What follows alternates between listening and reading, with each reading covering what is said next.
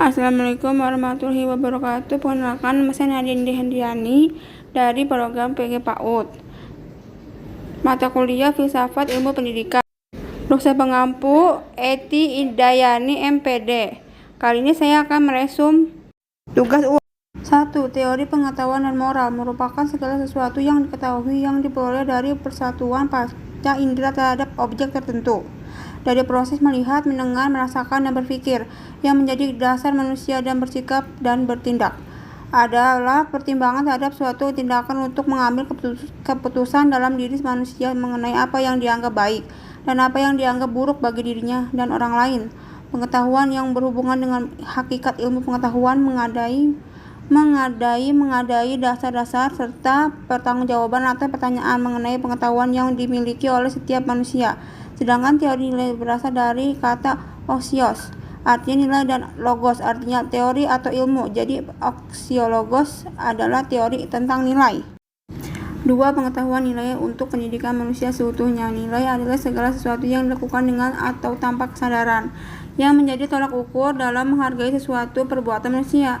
Hakikat manusia adalah kepribadian utuh yang dapat menyelaraskan, menyimbangkan, dan menyerasikan aspek manusia sebagai makhluk hidup, makhluk individu, sosial, religius, bagi dari alam semesta, bagian dari bangsa-bangsa lain, dan kebutuhan untuk mengejar kemajuan lahir dan kebahagiaan batin. Pendidikan adalah upaya untuk mencapai kedewasaan atau menemukan jati dirinya yang berlangsung seumur hidup.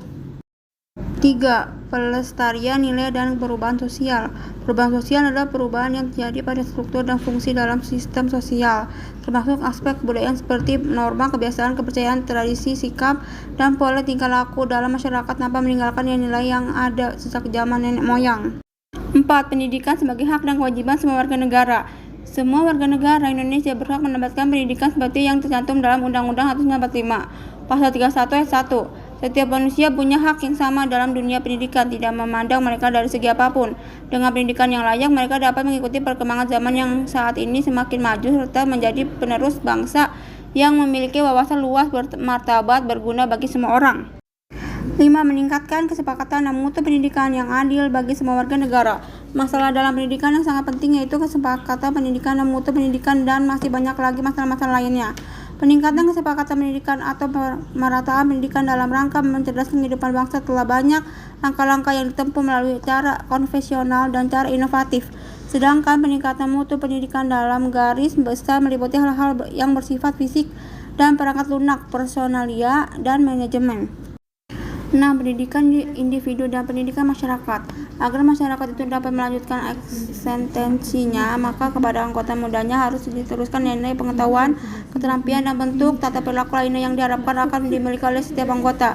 Dalam pengertian tersebut, pendidikan sudah dimulai sejak seorang individu pertama kali berinteraksi dengan lingkungan eksternal di luar dirinya. Dengan semakin majunya masyarakat, pola budaya menjadi lebih kompleks dan memiliki diferensiasi antara kelompok masyarakat yang satu dengan yang lain, antara yang dianut oleh individu yang satu dengan individu yang lain.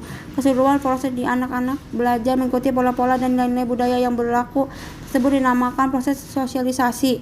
Anak-anak dipersiapkan untuk memasuki tanggung jawab dan berlaku dewasa, membutuhkan pengetahuan, sikap, dan keterampilan yang jauh berbeda dengan pengetahuan, sikap, dan keterampilan yang dimiliki orang tua. Sekian, wassalamualaikum warahmatullahi wabarakatuh.